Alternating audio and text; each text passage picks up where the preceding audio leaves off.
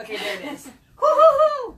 Get over here. Oh, I am over here. Oh my gosh. So as Facebook builds our audience, I am your host here, Mickey Angeline with the Women's International Music Network.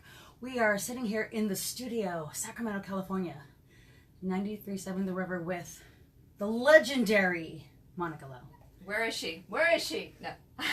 You are legendary. Thank you. Thank you for joining us here on this interview today. Thank you. Yeah, I was honored when you called me. I thought that was so cool. Because I see you at concerts all the time. We do. We see each other at shows. We just saw each other at Aftershock. Right? We were rocking out the VIP, and then Slash came on, and we're like, okay, we got to cut this short. We got to go see Slash. Gotta go see Slash. Slash See you later. I don't think I saw you after that. No, because I was I volunteer each year for the Gender Health Center. I work the beer tent. Oh, nice place to volunteer. Yeah, to raise fun. That explains a lot. Just kidding. Actually, yeah, that is funny because I don't ever drink. Believe that's a fact that people who know me know that I've never ever drank. Never ever. Straight edge. Huh. No drugs, no drinking. Good for you. That's I just sling it. That's awesome. I can sell it to you, and I can make a mean cocktail. I just don't know what it tastes like. Why not? You know, now I'm interviewing you. That's I figured this was going to happen. That's okay. It started because I grew up in a house of alcoholics, and I could see sober how just horrible that was. You know, how debilitating it is. And then growing up and having friends, I just was the automatic DD. And I thought, all of y'all in my day and age, you're lucky Facebook wasn't around and Instagram wasn't around, because the stuff that I saw and took care of would have gotten viral and I'd have been rich. Yeah. But good for you. Yeah. That's awesome. And I just stuck to it. I can have fun without it. So yeah. What's that like? No, I'm just kidding. Just kidding. I get that question a lot, though. Yeah. It would be the same as me asking, was it like being on it? Because I can't relate. It's a lot of fun. That's what I hear. All of you say that do that. All of you say that do that. It's hard though, because if you do come from a home of alcoholics, I do as well. So I really have to watch. I just make sure, one or two, and I'm done. See, and that's good though. You're adulting and you're being responsible, and you're still having a good time. Yeah, absolutely. Good for you. So getting back to the radio thing. Okay. Well, actually, because you've been doing radio for a long time. A long time, like 30 years here in Sacramento. That's and amazing. 4 years in San Diego. Yeah, I moved here in 1988 and started at 100.5. I remember that because we talked about this off the air, how I have been following. And I just missed being on the radio. I just missed it so much, and talking to listeners and being part of your life. I missed it. So that live interaction, right? Yeah, absolutely. So when they called and said, hey, we're going to be doing this station, it's top secret, you can't know. For 6 months, I couldn't know. I couldn't tell anyone that I was going to be leaving and coming over here. Oh, wow. Yeah. Because it's iHeart. It's iHeart here. Yeah, nice. iHeart. So if you're not in the area, which you might not be, Monica, she's every day, Monday through Friday, from 10 a.m. to 2 p.m. Pacific Standard Time. 10 to 3. Oh, 10 to 3. Yes. I'm sorry, even better, 10 to 3. I think I put 10 to 2 on my Instagram, but 10 to 3. Oh. In fact, your voice is so amazing. You're also a voiceover artist. I am. Yeah. Because you talked about doing commercials. Right. So how did you get into that? I think I got, just from being in radio, being at a radio station, and when you get off the air, I used to go in the production room and help out a little bit. And when I was interning, before I ever got on the air, I interned in a production room and learned how to edit and, read a script. And so I've always done it. And then when I left 100.5, the zone in Sacramento, and went to be a production director, I built a studio in my home because I thought, sometimes you need to get kicked in the pants and lose a job in order to reinvent yourself. Yes. And do something you really always wanted to do. And for me, that was get into voiceover work. So I built my studio at home, and I, from there, just started sending out demos to production houses across the country. So I have quite a few clients that have been regular with me for 10 years. And so I go home and I do commercials there. Yeah. And for iHeartRadio, I do those here. Whoa. Here. Okay. I just love it. It's so much fun. You are. This is amazing, because voiceover work, it's everywhere. I mean, I looked on your website, and you've worked with big names like Shane Company and Pro Flowers and Sylvan. Sylvan Learning Center. Sylvan Learning Center, and then like locally, like was it Crush? Crush 29. That's it. Yeah. Yeah. Which is no longer. That was the restaurant. Yeah. So but you've done like local, you do national, and it's everywhere. You don't realize how everywhere voiceover work really is. It's everywhere. And the beautiful thing is now, in the old days, you'd have to put it on reel-to-reel tape. That's when I started. Sorry, it's so long ago. Reel-to-reel tape, and send it by courier pigeon to, and that would be 3, 4, 6 days later, they would get it, and then they'd say, oh, we need you to recut this. Can you? So now, just MP3, email it. This is or true. A WAV file, or upload it to an FTP site. It's so easy. Modern technology, just like what we're doing here now. It's incredible. Yeah, and I do a lot of e-learning. So Verizon Wireless, for one thing. So if you work at Verizon and you're in their shipping department or their billing department and you have to learn how to do your job. That's you. That's me. I just learned something new. She's the Verizon e-learner. Yeah. E-learning voice. And collection agencies. I don't know why. I'm such a nice person, and I'm all over these collection agencies, the automated call. Here to collect, because your voice is soothing, and it's not offensive, because people are already on the defensive because they owe money. I'm going to guess that's why. Yeah, I feel so bad when I have to voice those. Yeah. But I'll take the money. That's all right. Right, you'll take the money. That is incredible. Yeah. Okay, and you do it out of your home, because you have your own company with that. Yes, Monica Lowe Productions. That's amazing. Yeah. I'm going to just use that word a lot. You are just, okay, how about glorious? Because you just are glorious. Aw. So then now getting back to radio, because I did want to ask this, Okay. because we, at the Women's International Music Network, we utilize our platform to help promote and educate the world about the incredible women that are in the industry.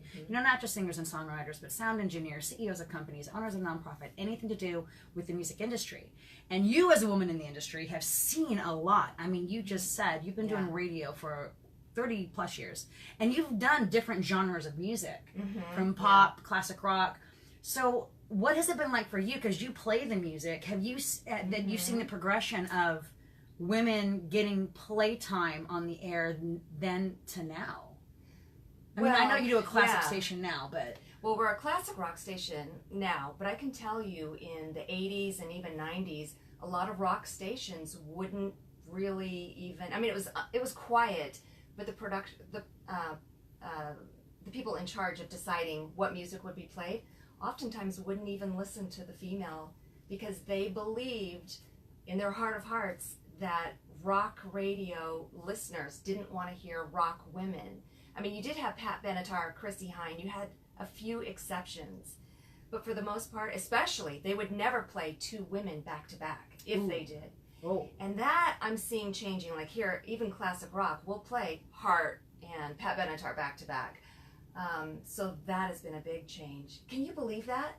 You know what? I do believe that. I'm going to bring this up because we're getting ready to launch our 2019 She-Rock Awards. All of you know this at the Women at the NAMM convention. We honored Melissa Etheridge this last year, of many women that we honored. At the 2018, she gets up to do her acceptance speech. She literally mentions how back in the day when she had her Yes I Am album, that was the one that just launched her career. Yeah. That came out in 93. So I want to say it came out like 93. And that was in the day when you literally had to go to the radio stations and give them a cassette. Yes. Or give them a CD. This wasn't, you couldn't just email people and bug people. And she would go around pitching her music, and they would literally tell her, thank you, but we have a woman in rotation. Yes. And that was 93. Yes. That's crazy. 1993, yeah. A woman in rotation. Right. Then when the Zone came along, formats like 100.5, it was all about the Lilith Fair artists, you know. I went to one of those. It was so inspiring. It was a 98. Sarah McLachlan, Lisa Lowe. Erykah Badu. Yes. And Natalie we were Merchant. playing all those artists. Indigo Girls. Oh, and they were everywhere. They were everywhere. Yeah. Oh, that's so good. That was that was one of the pinnacle of turning into, and people realizing that women do great music as well. But I think rock is why it was harder. I mean, Joan Jett just had her movie come out, her biography, and she talks in it about how, treated like absolute crap. Absolutely. And for some reason it was believed that rock was just a male dominating, testosterone filled genre of music, right? Because it's loud and it's hard. Yeah. As if women can't be loud and hard, or they shouldn't be loud and hard. I think that's really where that got stuck, right? I think so. I mean, for me, rock radio was always what I listened to. What I grew up with was rock. But when I went into college, it was a jazz station in San Diego, and I didn't know anything about jazz. This was Miles Davis, Thelonious Monk. I mean, real jazz. Okay. Not David Sanborn, sorry, but not that. Right. This was hardcore real jazz. And you could get it all around the city. And they always told me, you sound too commercial, meaning you don't sound like public radio. You sound like interesting. So okay. So then I got my internship at a rock station in San Diego. But I never felt as a woman I couldn't do rock radio. It never dawned on me, actually. Good. It shouldn't. It didn't. Good because I loved rock radio. And I just thought, that's what I want to do. And I did have people that would say weird things to me. I had 2 program directors. One tell me, Monica, you will never do morning radio because I don't like your laugh. I don't like your laugh. You have a female laugh and I don't like it. And I was like, what? So I ended up leaving that station briefly. It was here in town, 100.5 before it became the Zone. Okay, and it was called The Point. Anyway, so remember that? Yes. So I left that station and went to work across the street at a country station so I could do mornings. And sometimes that's what you got to do. I did. And then they called me back to come back because all the research said, oh, where's Monica, right? So I came back and I had a $20,000 raise. High five! Right? What? Sometimes you have to leave to make something happen in your life. And I came back and did mornings. It sounds like what you did not do was let others define who you are. Yeah. I had another... That's awesome. Thank you. I had another program director early on tell me, I will never hire a female taller than me. What does that have to do with radio? Right?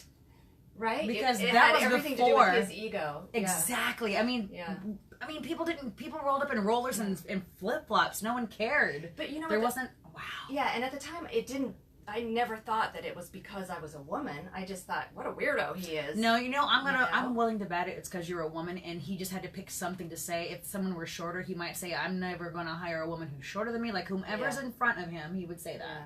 But I never let it stop me, and I think because in my own head, maybe I was naive, I just felt like, well, this is what I want to do, so, okay, I'll just go around you and do it this way. You know? Exactly what you should do. Kudos to you. Yeah. Because look at your incredible career. I mean, you've been doing this for so long and so successful at it. Thank you. And that's the key, is that you did not let others' opinions define who you are. Yeah. That's the key right there. Because you're in this industry, you're going to hear a lot of that. We still hear a lot of that, even as women in the industry. Yeah. You know, I can't say that I've ever experienced that, and I know I'm fortunate, but I interview many women who will say it was quite because it wasn't just my talent. It's like I had to prove myself twice over that I'm just as good, if not better.